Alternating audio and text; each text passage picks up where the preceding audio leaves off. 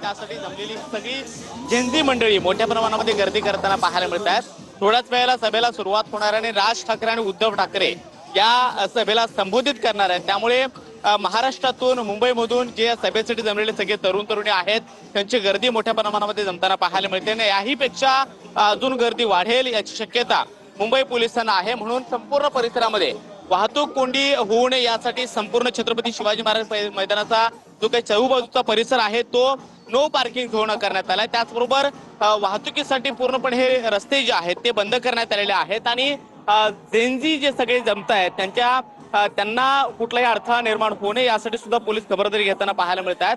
पुढच्या बाजूला आपण पाहतोय सावरकर रोड म्हणजे स्वातंत्र्यवीर सावरकर स्मारकाच्या समोरची गल्ली, त्याचबरोबर बाळासाहेबांचं स्मृतिस्थळ असणारी जी लेन आहे त्या दोन्ही लेन या सगळ्या तरुणाईला जमण्यासाठी पोलिसांनी राखीव ठेवलेले आहे। त्याचबरोबर बॅरिकेडिंग सुद्धा करण्यात आलेलं आहे।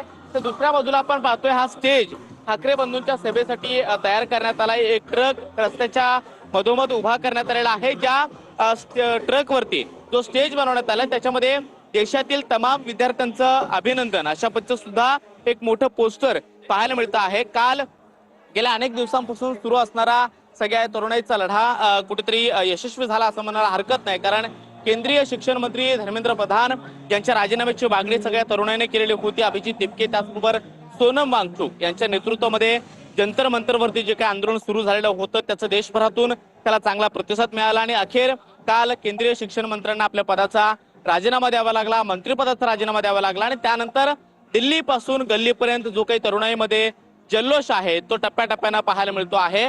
छत्रपती शिवाजी महाराज मैदानाच्या बाजूला जी काही सावरकर गल्ली आहे किंवा सावरकर लेन आहे त्या परिसरामध्ये ही सगळी सभा थोड्याच वेळामध्ये पार पडते आहे। काल आपण पाहिलं की दोन्ही ठाकरे बंधू या परिसरातून सभेला सुरुवात करणार होते आणि सिद्धिविनायक मंदिराकडे जाऊन तिथे बाप्पाचा आशीर्वाद घेऊन बाप्पाला साकडं सुद्धा घालणार होते। मात्र राजीनामा झाल्यानंतर दोन्ही ठाकरे बंधूंनी पुन्हा एकदा पत्रकार परिषद घेतली आणि आता हा मोर्चा नाही होणार तर एकाच ठिकाणी सभा होईल आणि त्यासाठी जास्तीत जास्त सगळ्या तरुणाईनं जल्लोष साजरा करण्यासाठी या ठिकाणी यावं अशा पद्धतीचं आवाहन केलेलं होतं। पुढच्या बाजूला जी काही गर्दी पाहायला मिळते त्या गर्दीतल्या प्रत्येक तरुणाच्या हातामध्ये संविधानाची जी काही प्रत आहे किंवा तशा पद्धतीचे पोस्टर आहेत ते सुद्धा पाहायला मिळत आहेत। या सगळ्या प्रोटेस्टमध्ये किंवा आंदोलनामध्ये सगळ्यात आकर्षक बाब राहिली ती म्हणजे जेनझींच्या हातात असणारे जे काही मीम्स आहेत किंवा जे काही पोस्टर आहेत ते सगळ्यांचं लक्ष वेधून होत होते।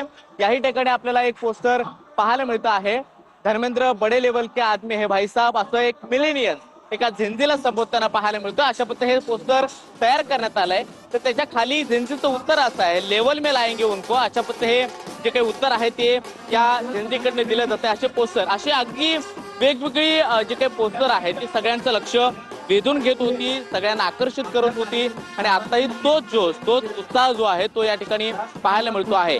या सगळ्या आंदोलनामध्ये आज जी काही तिरंगा रॅली पार पडते आहे त्यामध्ये ही तिरंगा रॅली कुठल्याही एका राजकीय पक्षाची नाहीये तर ती सगळ्यांची आहे आणि म्हणून सगळ्यांनी या सभेमध्ये सहभागी व्हावं अशा पद्धतीचं आवाहन सुद्धा ठाकरे बंधूंकडून करण्यात आलेलं होतं। फक्त तिरंगा झेंडा आणि तिरंगा झेंड्याच्या खाली ही सभा पार पडणार आहे असं देखील संबोधित करण्यात आलेलं होतं।